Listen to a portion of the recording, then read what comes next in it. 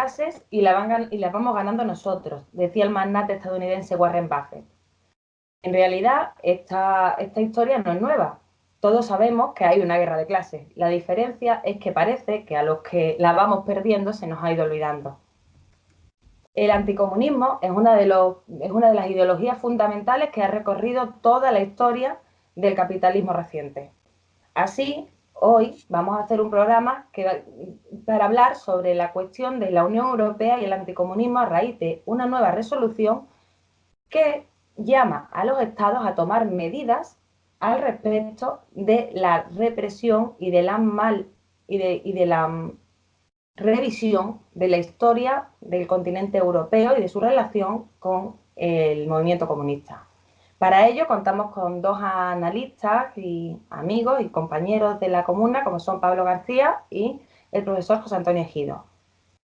Para contextualizar un poco, decir que esta nueva resolución se ampara, bajo sus propias premisas, en tres elementos fundamentales que han tenido lugar recientemente. Lo primero es la resolución 1481 del Consejo de Europa del año 2006, donde consideraban el comunismo una ideología de odio y donde hablaban de los crímenes y asesinatos en nombre de la lucha de clase y de la dictadura del proletariado. Teniendo en cuenta que vivimos en un mundo donde a nivel legal la violencia en sentido abstracto está justificada y está amparada por ley, está amparada cuando se toman medidas para, por ejemplo, supuestas intervenciones humanitarias, está amparada también desde una perspectiva emancipatoria cuando se garantiza, según Naciones Unidas, el derecho a la defensa armada de los pueblos. Podríamos decir que esto no es un asunto sobre una condena abstracta a la violencia, sino sobre una condena concreta a las motivaciones del movimiento comunista en este caso. Por otra parte, también en el año 2008 se hace una declaración en Praga sobre la conciencia europea y el comunismo. Praga, y ahora hablaremos también un poco sobre esto, es una ciudad con un fuerte carácter simbólico al respecto de lo que es la ideología anticomunista. Si podemos llamar que es una ideología en sí o simplemente es un desarrollo teórico y práctico. Y por último, en el aniversario 80 del fin de la Segunda Guerra Mundial o de la Gran Guerra Patria, desde la Unión Europea de nuevo sacan una nueva declaración, en concreto el día 22 de agosto, que es el previo al aniversario del pacto Ribbentrop-Molotov, para condenar e igualar el nazismo y el comunismo. Para hablar de todo esto, como he dicho, iremos ahora desarrollando cada punto. Para empezar, lanzo una pregunta general para ambos sobre el concreto de esta resolución. ¿Por qué sale ahora? Y básicamente, ¿qué pensáis? ¿Cómo pensáis que puede influir de cara a prácticas a poner en marcha leyes? Eso tendrían que ser los distintos estados o simplemente desde la perspectiva de propaganda ideológica. Comenzamos con Pablo mismo y después el profesor. Vale. Bueno, yo creo que la razón por la que esta resolución ha sido aprobada justamente ahora podría deberse a dos factores, ¿no? Por un lado, una correlación de fuerzas a nivel político bastante desfavorable para la izquierda, para el movimiento comunista, para el marxismo, para los trabajadores. Hoy en día la gran mayoría de los partidos políticos son o de derechas o de un centro izquierda totalmente a favor del neoliberalismo o del posmodernismo. Prácticamente el movimiento comunista ha sido barrido en Europa a nivel de grandes partidos con representación parlamentaria, ¿no? Y luego, pues, con esto acabo, podría ser también debido a que nos acercamos a una nueva recesión. No nos hemos recuperado de la anterior, las condiciones de vida de la clase trabajadora están diezmadas tras la última crisis y se anuncia una nueva recesión. Y esto obliga a tener un marco legal para que los estados en un momento dado puedan tomar medidas legales de ilegalización de cualquier organización política o sindical que ellos consideren que sea comunista, basándose en esta resolución. Profesor. Bueno, buenas tardes. Yo creo que esta falsificación que hacen ellos se debe a que les da miedo la historia, temen una resurrección de la conciencia, porque hay que recordar que el comunismo no sale a favor de la guerra y de la violencia, sino sale en contra sobre todo de la tremenda masacre que hicieron estos capitalistas y sus herederos que hoy han hecho esta resolución en el Parlamento Europeo. Fue la Primera Guerra Mundial. Sin Primera Guerra Mundial y el odio de los trabajadores europeos a la guerra espantosa entre banqueros, entre imperialistas, no hubiese habido Revolución de Octubre. La Revolución de Octubre, la gran revolución socialista, nace con la paz como una de sus principales banderas. Eso hay que recordarlo a estos hipócritas que dicen que los comunistas son violentos, asesinos, se comen crudos a los niños y demás. Ahora, razones. ¿Por qué? Totalmente de acuerdo con Pablo en que los capitalistas saben que vienen nuevas luchas sociales y tratan de dotarse jurídicamente de las herramientas para aplastar esas luchas sociales. Esto de los chalecos amarillos es un poco un aperitivo de lo que va a venir a nivel de las luchas sociales, sin descartar que digamos, la conciencia entre la gente pueda dar lugar a un renacimiento del movimiento comunista europeo que efectivamente está laminado. Pero esto está enfilado en contra de otro gran enemigo, que es Rusia, ¿no? Rusia tiene más fuerza que toda la Unión Europea. Rusia se convierte en la primera potencia mundial a nivel, en varios rubros, como se dice en mi sitio de origen, que es ya Venezuela, ¿no? Entonces, en la orientación de esto es antirrusa. Acusan a Rusia directamente en su texto, en el texto este repugnante, de ser un país totalitario, una dictadura, que no ha abominado de los símbolos de la democracia y de la liberación. ¿Cuáles son estos símbolos? La hoz y el martillo, la estrella roja, la democracia y los derechos sociales, los derechos femeninos, los derechos de los trabajadores, vienen de la mano de la Revolución Rusa. Entonces, cada siglo ha tenido una ideología contrarrevolucionaria. En el siglo XIX, hasta un cierto momento, el capitalismo es revolucionario, porque el enemigo es el feudalismo, ¿no? Entonces la ideología contrarrevolucionaria es el absolutismo feudal y la interpretación vaticana de la Iglesia Católica. En el siglo XX, la ideología contrarrevolucionaria enemiga del progreso es el anticomunismo. Y algo pasa para que en el siglo XXI, aunque no existe el campo socialista, sigue existiendo la misma ideología contrarrevolucionaria, pero a la que se le añade el antirrusismo, el antitercermundismo, ¿no? Por supuesto, están muy preocupados con la emergencia de China, como también la gran potencia económica, comercial, de infraestructura, de tecnología, y esta resolución anticomunista dispara a dos objetivos con el mismo tiro: Rusia y China. Y esperemos que sirva para que despierte el movimiento comunista europeo, que ya es hora. Pues muchas gracias para los dos y pasamos a preguntas más concretas. El profesor Ejido escribió un libro, Aquellos chicos tan majos, que es Sociología de la disidencia anticomunista en los países del este europeo en los años 70 y 80. En ese sentido, ¿qué queda, sobre todo, ya no qué queda en esos países, que sabemos cómo se han ido desarrollando, sino cómo se ha trasladado esa mentalidad y ese refuerzo ideológico hacia la zona occidental de Europa en estos momentos? Sí, hay un silencio en Occidente sobre lo que pasa en Europa del Este, porque hace 30 años dijeron: hemos ganado, hemos derrotado al enemigo y ya hay paz y hay orden. Pues no hay ni paz ni orden.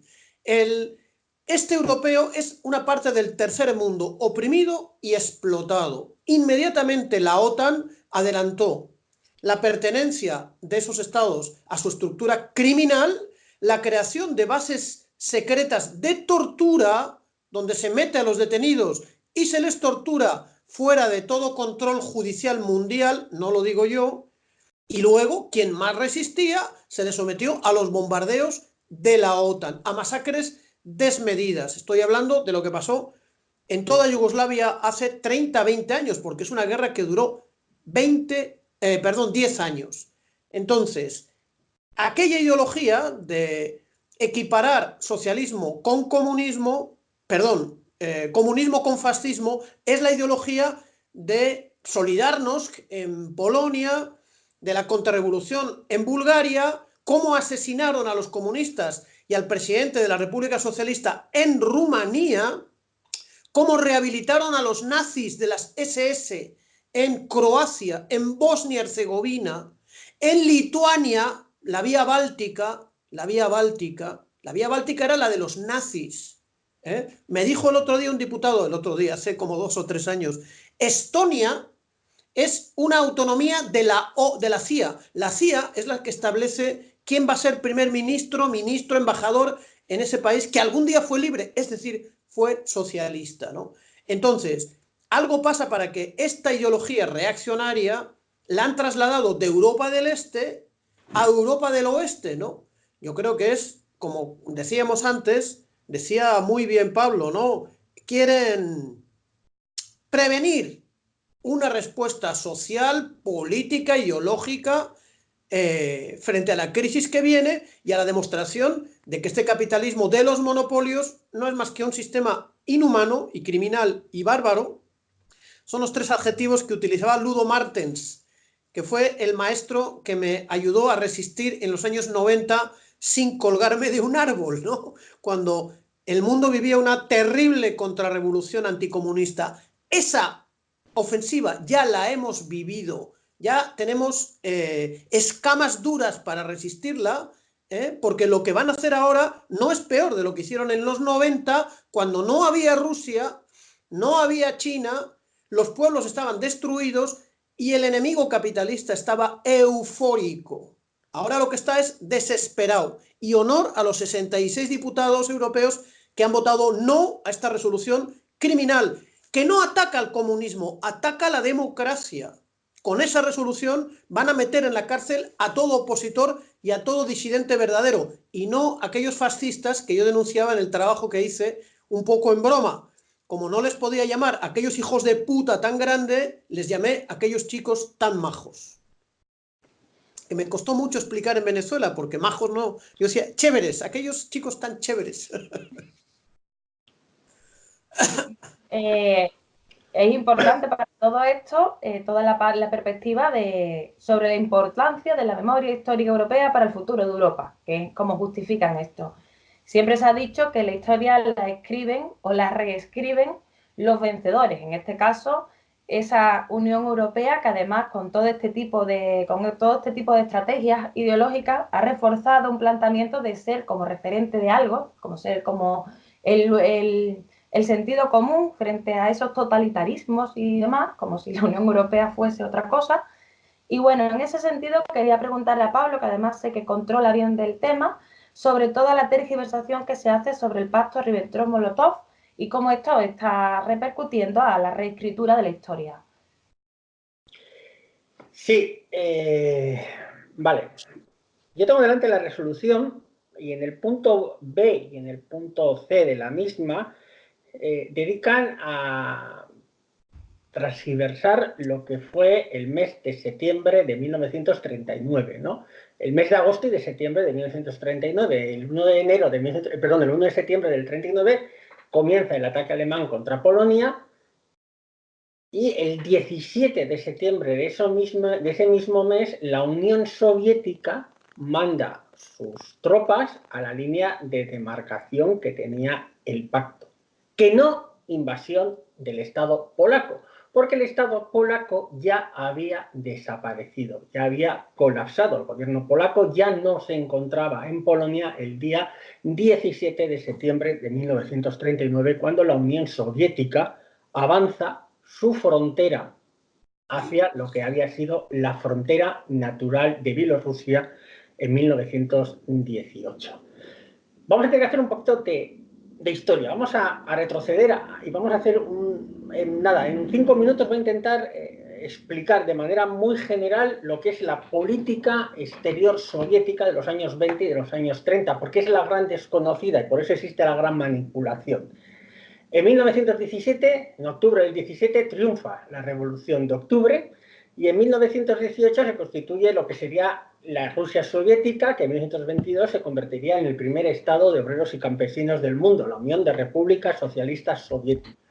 En ese periodo, que va de 1918 a 1922, la Unión Soviética va a vivir dos grandes guerras en su territorio. Una terrible guerra civil en el cual los movimientos antirrevolucionarios, apoyados por las potencias imperialistas que invaden territorio de la Rusia soviética, van a luchar para derrotar la Revolución de Octubre, y luego una guerra que va a haber entre la Rusia soviética y el Estado naciente de Polonia. Polonia ocupa en 1921 territorios que no le correspondían. ¿Por qué? Porque la mentalidad de una persona polaca, del líder polaco de la época, Pilsudski, había esa idea de crear la Gran Polonia, que no era otra cosa que lo que ellos denominaban la federación entre Polonia, Lituania y Ucrania, ¿no?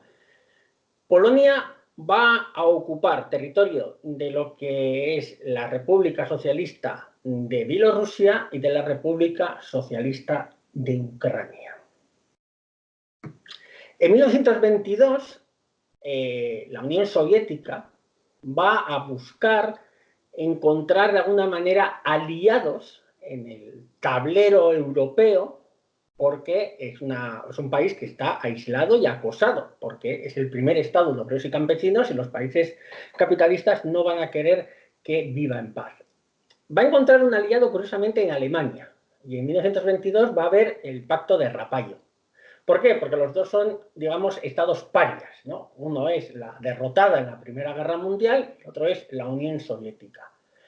Pero en 1925 va a ocurrir el Pacto de Locarno y eso va a encender las alertas en la Unión Soviética. El Pacto de Locarno es el pacto por el cual a la República Alemana, a la República de Weimar, se la va a permitir entrar, digamos, en el club de los países occidentales, como manera de evitar que siga un poco en la órbita de la Unión Soviética, que no tenga esa alianza con la Unión Soviética y de esa manera aislar a la Unión Soviética. Eso enciende, como he dicho, las alertas en la Unión Soviética. Y en 1929, todavía Hitler no había llegado al poder, ni nadie pensaba que ese cabo de Bohemia llegase nunca al poder en Alemania, porque todavía no había ocurrido la gran crisis de octubre.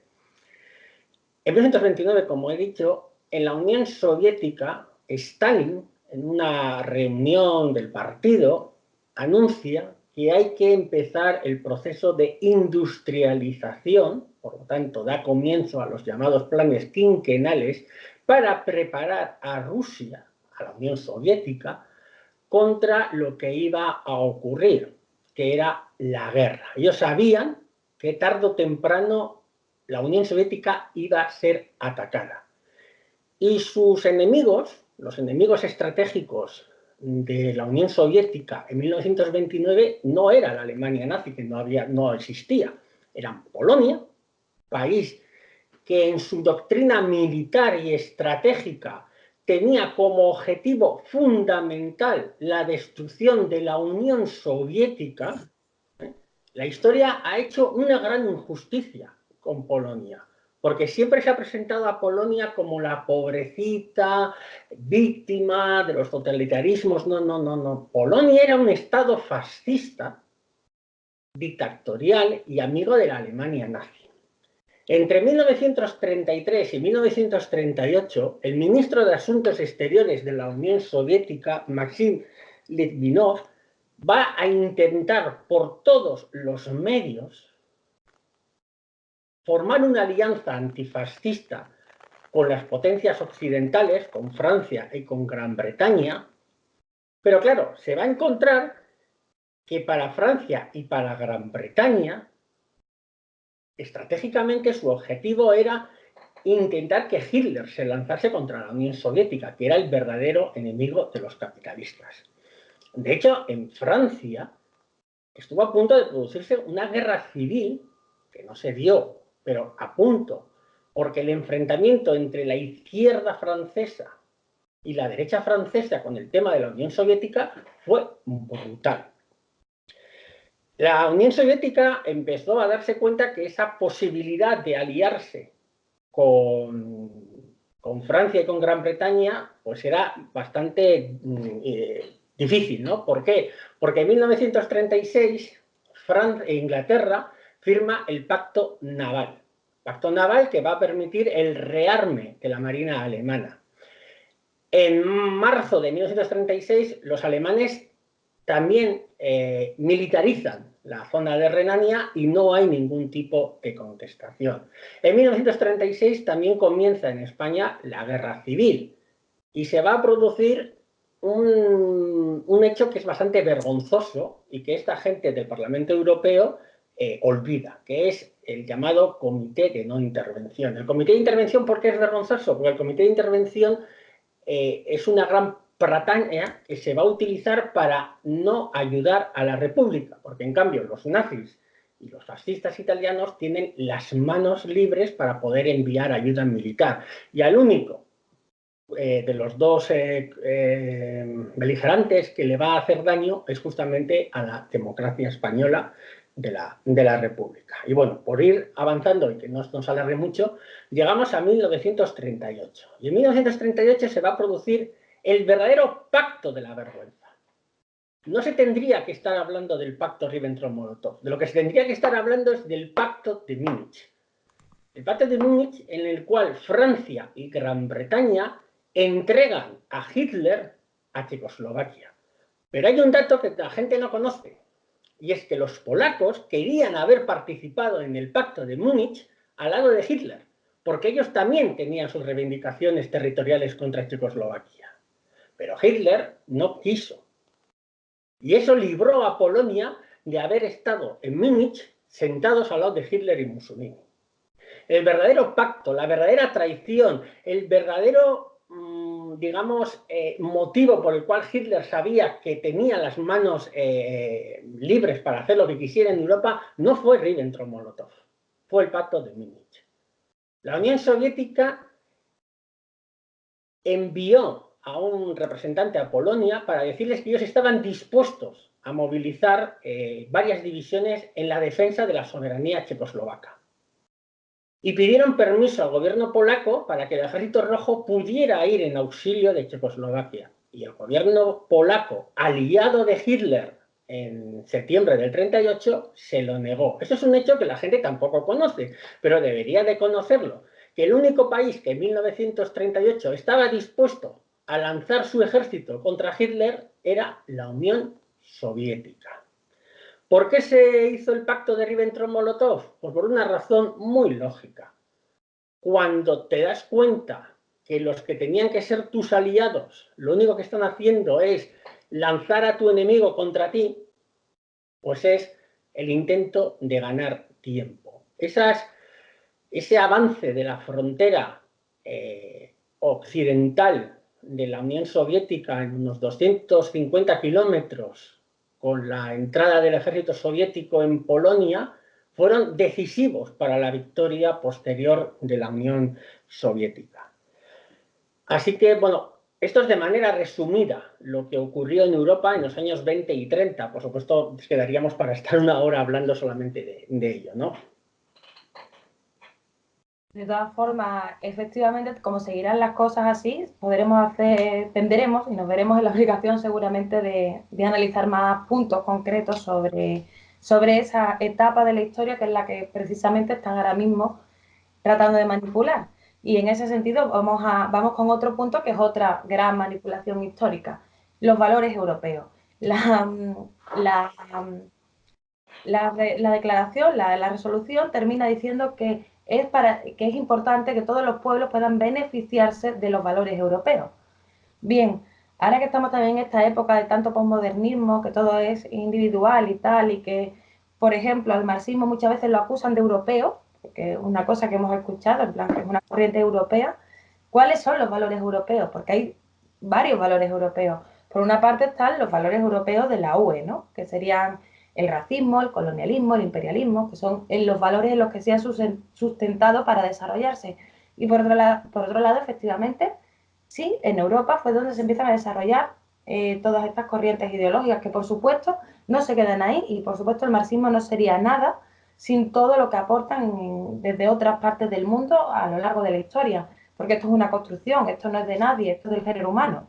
Pero en ese sentido, en el tema de la ideología, de los valores europeos, ¿cómo se presenta esa construcción de valores y de ideología europea en este momento y en estas circunstancias, profesor Ejido? Yo creo que por la calle del medio hay que decir lo que decías tú, ¿no? Los valores de la Unión Europea recogen lo peor, lo más agresivo, lo más sanguinario, lo más explotador, lo más saqueador de los imperios europeos occidentales que han desarrollado el capitalismo, que son hoy la minoría de los países más ricos del mundo en base al robo sistemático. Hay que leer con calma el capítulo 21 del Capital, que se llama Acumulación Originaria, ¿no?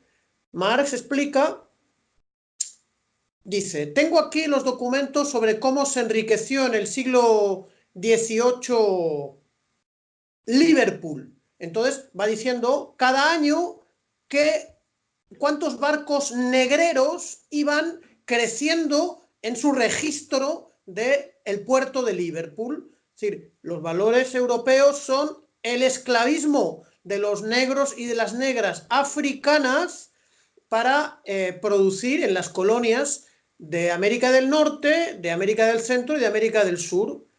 Habría que estudiar con detenimiento, ya está hecho, está perfectamente estudiado. Hay un libro que se llama Cuando Europa subdesarrolló África, de un guyanés que se llama Walter Rodney. Es decir, el esclavismo, las guerras coloniales, las dictaduras, las masacres, y ahora el apoyo al terrorismo yihadista. Cuando empieza la guerra en Siria, la Unión Europea aprueba sanciones contra Siria. El golpismo, cuando Guaidó, es decir, Bolton, pobre Bolton, que Dios y Hitler lo tengan en su gloria, ¿no? Cuando esta gente se pone a dar un golpe contra Venezuela, la Unión Europea adopta inmediatamente sanciones contra Venezuela. Estos son los valores europeos. Rehabilitar, vuelvo a repetir, la división SS Bosnia musulmana, Handschar, hace 80 años eran los colaboradores de Hitler en la invasión de los Balcanes.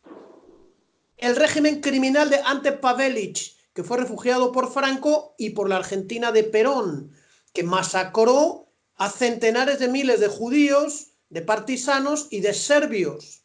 Estos son los valores europeos, porque para ellos, estos nazis que han vuelto al poder en Croacia, en Lituania, etcétera, son el prototipo de la democracia. Ahora bien, nosotros tenemos que reivindicar valores europeos, claro que sí, que tienen que ver con los valores universales de la felicidad y de la justicia del mundo. Para empezar, la Gran Revolución Francesa, así le llaman los marxistas, la Gran Revolución Francesa, momento breve de la historia en que el capitalismo es revolucionario, hasta más o menos Napoleón I, ¿no? Enfrentado y aliado con los sans-culottes, con los pobres, los desheredados, contra la trilogía de los grandes ricos, ¿no? Del alto clero, de la alta aristocracia, de los altos oficiales del ejército monárquico, ¿no? La batalla de Valmy, la Declaración de los Derechos del Hombre, la Asamblea Nacional, la idea de nación. Bueno, luego la Comuna de París es el heredero revolucionario cuando ya nace una clase obrera. Y esto, los valores europeos de los fascistas europeos del Parlamento Europeo representan quien liquidó a la Comuna de París. 70.000 fusilados en el cementerio de Père Lachaise en París, ¿no? y el resto deportados a las colonias de estos grandes valores europeos. La colonia de Nueva Caledonia o Kanaki, que está en el otro extremo del mundo. Es decir, cuánta sangre, cuánto dolor, cuánta tortura, el millón de muertos en Argelia, y luego lo que decía Pablo, ¿no? Nuestra república sagrada, la Segunda República, fue masacrada por el pacto de la no intervención y la cobardía de los socialdemócratas franceses y los laboristas ingleses. Hoy, socialdemócratas, todos han votado, los del PSOE, a favor de la resolución anticomunista, pero también había un socialismo de izquierdas. Fue mi maestro, Miguel de Amilibia y Machimbarrena, diputado del PSOE por el Frente Popular en Guipúzcoa, presidente de la Junta de Defensa de Guipúzcoa, miembro honorario de la Mesa Nacional de Ribatasuna el año 82, por petición de Hassi. Él representaba la línea de Juan Negrín en el PSOE, el socialismo antifascista, anticapitalista y de izquierdas, que también ha sido aniquilado por los valores europeos de estos neofascistas, ¿no? O sea, que hay algunos valores que nosotros tenemos que reivindicar porque son universales, aunque sabiendo que ya la revolución no está en Europa. La revolución se ha trasladado de sitio. La revolución fue iluminada por el pensamiento universal de Marx y de Engels, que es el que nos da los instrumentos para entender el mundo en el que vivimos y poderlo cambiar. Bien, ya casi para ir terminando, para no extendernos mucho, creo que es importante también hablar de que esta resolución no está en un momento cualquiera, sino que también es un momento donde se está desarrollando mucha campaña propagandística. Vemos también las series que están saliendo de televisión que inciden constantemente otra vez en presentar al comunismo como ese ogro, ¿no?, que se come a los bebés y todo esto. Esto lo vemos por una parte. Por otra parte, también toda esa ideología posmoderna, todo lo que se ha hecho en las universidades, que lo hemos hablado en otras ocasiones, cómo se ha creado ese pensamiento para dividir a la clase trabajadora por completo, para que se enfrente entre sí en lugar de contra su enemigo, que además ha convertido cuestiones que son anécdotas, que son consecuencias, en causas fundamentales de conflicto, lo cual es terrible porque supone una pérdida de capacidad analítica e intelectual también desarrollada y potenciada desde las universidades, lo cual, insisto, es muy triste.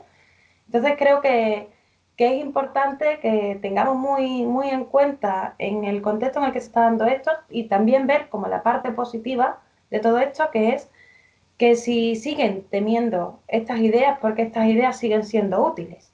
Y en ese sentido también os pido una pequeña reflexión a modo para cerrar el programa. Si quieres empezamos contigo, Pablo.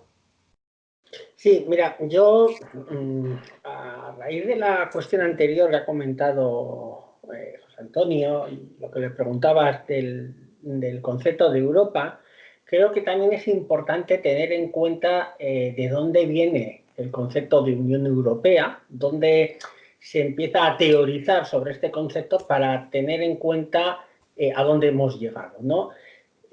Los primeros en teorizar sobre una posible Unión Europea son curiosamente los nazis, es el Tercer Reich. Y no solamente el Tercer Reich durante la guerra, no se trata de una Unión Europea por pura conquista militar, que también, sino que en el centro de estudios geopolíticos que ya había en el Tercer Reich y que tenía dos eminencias bastante conocidas, ¿no?, padre e hijo, Karl Haushofer y Paul Haushofer, ya hablaban de la Unión Europea. Así que el espíritu de la Unión Europea nace y se teoriza en el Tercer Reich. Por eso no es casualidad que sea Alemania, que sea el gran capital alemán, el que lleve, digamos, de alguna manera el timón de este constructo que se conoce como la Unión Europea, que no es otra cosa que lograr lo que había teorizado Rosenberg, Hess, la familia, el padre e hijo, los Haushofer, en los años 30, que es, de alguna manera, unificar el mercado alemán, perdón, el mercado europeo a los intereses del mercado alemán, de los capitalistas alemanes, y de alguna manera construir una gran nación europea que sería abanderada por Alemania, ¿no? Eso es importante resaltar para que la gente sepa de dónde viene la Unión Europea, porque parece como que la Unión Europea es lo más progresista del mundo, y lo más progresista del mundo en este momento sería hacer lo que han hecho los ingleses, hacer un Brexit, irnos corriendo de la Unión Soviética. Y ahora me vas a perdonar, pero se me había olvidado la pregunta exacta que me habías formulado. Bueno, no, simplemente era una reflexión sobre todo esto y has dicho, o sea, irnos corriendo de la Unión Soviética, creo que ha sido un lazo. Perdón, de la Unión Europea. Que aún no, ya Ojalá pudiéramos ir de la Unión Soviética porque significase que existe, ¿no? Pero creo, de hecho, dejo también pendiente, y hemos hablado de esto muchas veces, que habría que hacer un análisis más profundo sobre la propia Unión Europea. Sobre todo porque es cierto, y lo has dicho el Brexit sería mucho más progresista, es que desgraciadamente ahora mismo hasta la extrema derecha europea está teniendo discursos más progresistas, y eso es muy triste. O sea, eso es una cosa que habría que reflexionar si entendiéramos bien qué significa la Unión Europea, y entonces podríamos entender mejor cuál es la actitud reaccionaria y cuál no lo es. José Antonio, le interrumpo, o sea, su reflexión. Mira, tengo aquí un librito, está un poco roto, ¿no? Pero es un poco viejo y tiene mucha actualidad, ¿no? Este librito lo escribió y lo publicó el año 69. Vamos a ver. Exactamente, sí, el año 69 en Caracas, en la Universidad Central de Venezuela, un eminente profesor que se llamaba José Rafael Núñez Tenorio. Y él dijo algo que es válido. La burguesía en lucha contra la feudalidad reivindicaba la verdad y la razón, porque la feudalidad se apalancaba, se apoyaba en la oscuridad, en el oscurantismo, en la sinrazón, ¿no? En la ilógica. Bueno, pues ahora la burguesía, el capitalismo en su fase decadente, se apoya en la sinrazón y en el oscurantismo, que era la herramienta del feudalismo para enfrentarse a un capitalismo revolucionario. Lo que nos toca a nosotros, ¿qué es? Utilizar las armas de la ciencia social, de la verdad y de la razón para luchar contra la falsificación y la mentira que tiene como expresión esta porquería de resolución del Parlamento Europeo. Pero prácticamente también, ¿qué hay que hacer? Defender a Rusia, defender la Unión Soviética, defender la paz, defender la democracia que se quieren cargar estos nuevos feudales, estos reaccionarios absolutos, reorganizar el movimiento comunista europeo y los partidos comunistas sobre una base comunista, no sobre una base que lo niega, que ha sido la socialdemocracia y el eurocomunismo, defender el sindicalismo de clase y construir universidades que recuperen la ciencia y la razón. Yo creo que esas son las muy fáciles tareas que tenemos por delante. Sí, nada ambiciosa. Eso. Bueno, pues seguiremos adelante y esperemos que esto también sea una forma de poner nuestro granito de arena. Pablo, ¿quieres decir algo más? Sí, yo, para acabar, un pequeño detalle. Fijaros hasta qué punto hay un retroceso ideológico terrible en Europa, que esto, con los conservadores clásicos, con Churchill, hubiera sido impensable que se hubiera llegado a esta resolución. Churchill, que es un tipo verdaderamente despreciable en muchos aspectos, no hubiera jamás permitido el falsear la historia como se ha falseado con el tema de la Unión Soviética y de la Segunda Guerra Mundial. De hecho, ya lo impidió varias veces cuando se quiso manipular el papel de la Unión Soviética en la guerra. Hemos llegado a un momento en que en este caso una persona como Churchill, un conservador, un imperialista, una persona que no tiene por qué ser defendida, está mucho más a la izquierda que los diputados de Esquerra Republicana de Cataluña que han votado sí a la resolución. Sí, es una diputada, sí. Mira, el gran profesor Núñez Tenorio explica las leyes de la dialéctica. Yo por mi parte termino. Primera ley de la dialéctica, negación de la negación. Estamos muy mal, de manera que estamos muy bien. El imperialismo reaccionario demuestra lo malo que es tenemos que pasar al contraataque. No hay mejor momento que este para pasar al contraataque.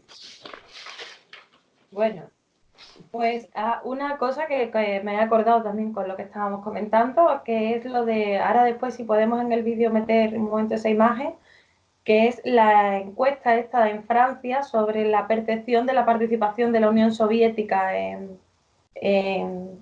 la Segunda Guerra Mundial, que se ve claramente cuál ha sido la evolución ideológica, que yo creo que también explica por qué no hay tampoco un Churchill que diga, pues esto no es así, porque en realidad es triste, pero tampoco hay un Stalin, o sea, tampoco hace mucho tiempo que también se han perdido esos referentes, pero bueno, los conseguiremos porque, como ha dicho el profesor Ejido, esto también es un buen momento. Así que bueno, que muchas gracias a los dos y aquí estamos para la siguiente. Gracias a ti. Y a ti, Pablo, también. Vale.